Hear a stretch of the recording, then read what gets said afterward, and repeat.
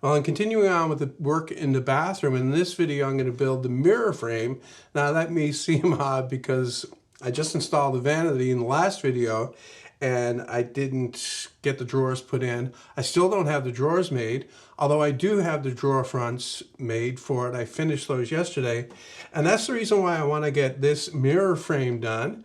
I ordered one yesterday, just the mirror itself, from my local glass place.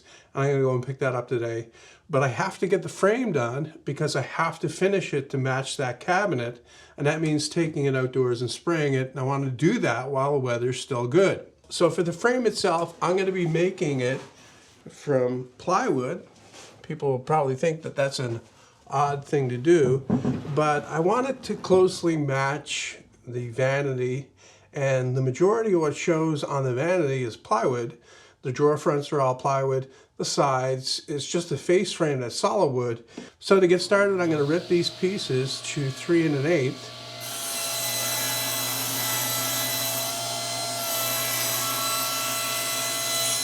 I've got them all ripped to width. And what I'm going to do now is I'm going to edge band both sides. I figure it's easier to do it full width. And then I'll cut the rabbet for the mirror to fit in after I get this put on. All right, now that I've got all the edge banding done, I can cut that rabbet. I've got my fence set to make the first cut, this cut that goes in this way, and then I'll reset it and make the other cut that's on the back here to complete the rabbet.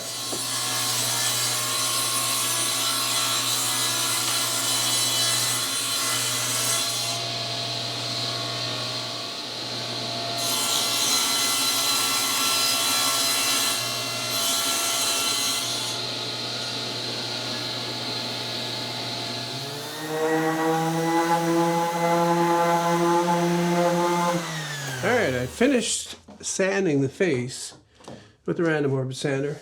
One important thing when you're making something that has to match something else is to follow everything you did with the other one as precisely as you possibly can. And you know, I could have gotten away with hand sanding these, but this leaves kind of a little bit of a swirl pattern that's hardly noticeable. But when the stain goes on, if it's not there, it may look different. I don't know for sure if it will, but why take the chance? First place I'm going to stain is on the inside of the rabbet here. That's important to stain every part of this, actually, not just the parts that show, because the stain actually acts as kind of the finish. And also in here where the where the rabbet is, you're going to be able to see it because of the reflection from the mirror. So that has to be dark. So I get a lot of stain in there and make sure that actually happens. And just like the cabinet that I did and the drawer fronts that I did yesterday, which I didn't film, of course, I'm just wiping this on.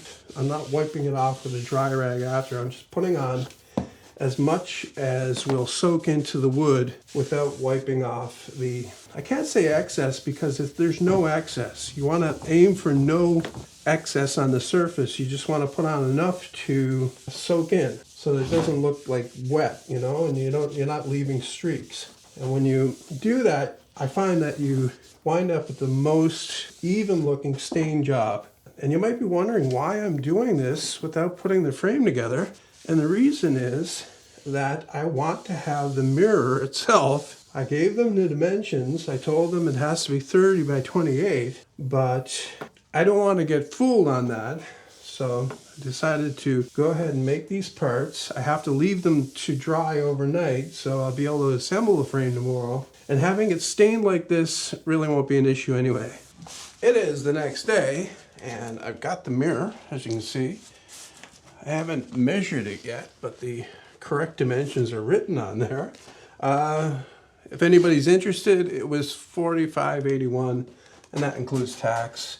If you need a mirror that has to be a specific size, that's the best place to get it. Don't go to your big box store.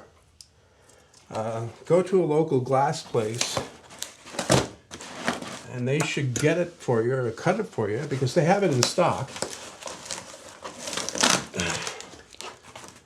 by the next day.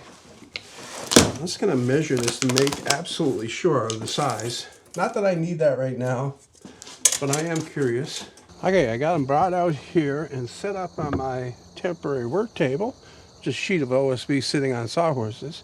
And the first thing I'm going to do is spray the back just to get a coat of finish on there.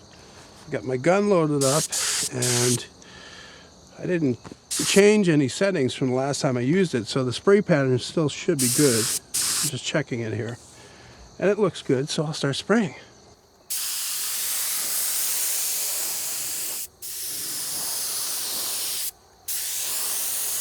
Okay, I gave it about 10 minutes and I flipped them over, and I'm going to spray the first coat on the front. And then I'm just going to continue on with that. I'll be spraying on 4 coats of this with about 15 to 20 minutes in between coats. Then after those 4 coats go on, I'll be able to wait for a few hours until it gets dry enough that I can sand it, and then I'll sand it smooth and I'll go over it again with the clear 4 coats of that.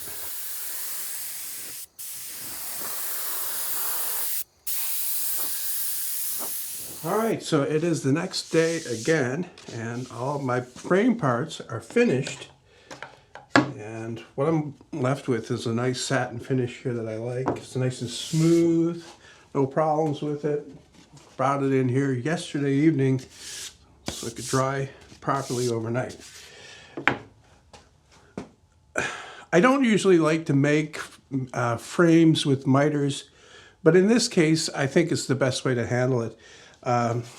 Generally, I would rather have a cope and stick type thing, typical frame and panel type thing.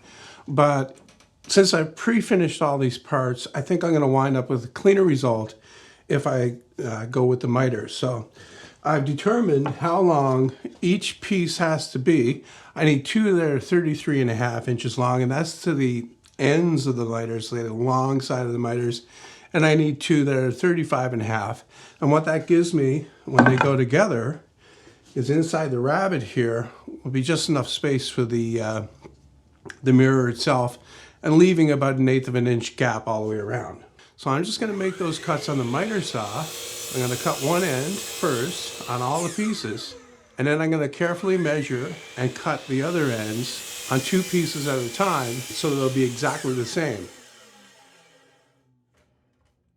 To assemble this frame, I'm going to be using biscuits, and first I want to protect the finish that's on here with some tape so that the fence of my biscuit joiner doesn't mark up that finish that I have there. And I'm just going to cut a number 20 slot in each corner for 1 biscuit, and what that'll do is it'll line up that miter, and it'll also reinforce it so it stays together, obviously. And then to glue it, I'm going to be using polyurethane construction adhesive, because it gives me a longer working time, and I can just wipe it off the surface. It won't damage this finish. And I went to 4 clamps, 2 on the top and 2 underneath, and that's giving me the pressure that I need to line up the joints. Just wiping off the excess glue that's squeezed up to the surface. Now all of the joints look pretty tight, actually very acceptable. And I just need to leave this to dry. I'm going to leave it overnight because it's kind of cool here in my shop. It's actually a couple days later. Yesterday I came out and I took the frame out of the clamps. I looked it over, everything looked good. And then the next thing that I did was I rubbed some that colored urethane that I used to spray the frame with into the miter joints to darken them up a little bit and also to waterproof them. And then I flipped the frame over and I put the mirror in, and it's good to see that it actually fits. And then to fasten that, I'm just using construction adhesive, putting it in the corners only. And then I left that to dry overnight. And now what I need to do is just one last thing before I can bring it in and hang it up. I need to make keyhole slots in the back to mount it up on the wall. And the first thing I want to do is take my brad point drill here. This is a 7/16 inch drill, and I've marked out the locations on the frame here, and I'm going to drill the hole first with this. And what that does is it gives a place for the router bit to start from, so I don't have to try to route that out, and it more accurately locates the slots. and I'll just use the router bit to cut the actual slot up about 1/4 inch.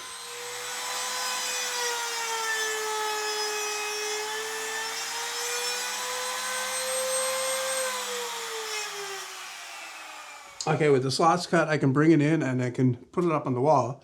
Now to mark these key slot holes, I could either, very carefully measure them out. I already know the measurements, but, transfer those to the wall, make sure they're level and all that. Or I could use this little trick here. What I've got here is a 3/4 inch screw. I'm going to put that right in the key slot, actually. And I'm going to take a strip of tape and I'm going to tape that in place in both locations. So then all I need to do is bring the mirror in and push it up against the wall. And the tips of those screws will mark where I have to put my anchors. Okay, I've got the mirror brought in and I've cut a stick to prop it up on, which is 6 inches long. And that puts it just underneath the bottom of this crappy light fixture.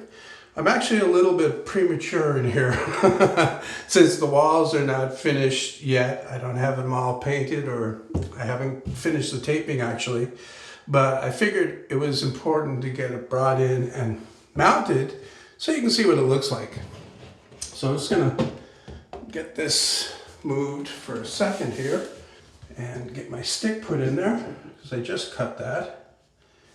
And then I'll put the mirror in and set it in on top of that stick.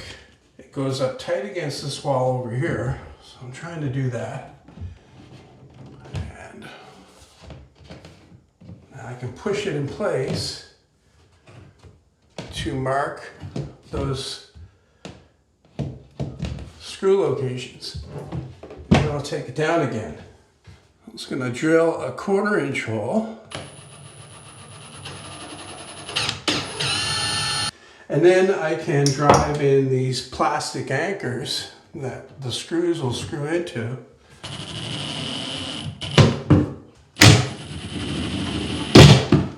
And I'll drive the screws in.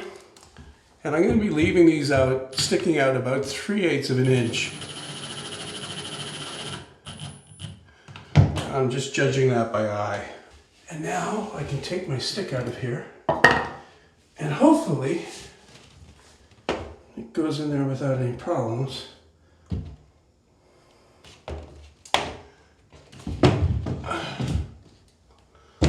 Voila! How's that look?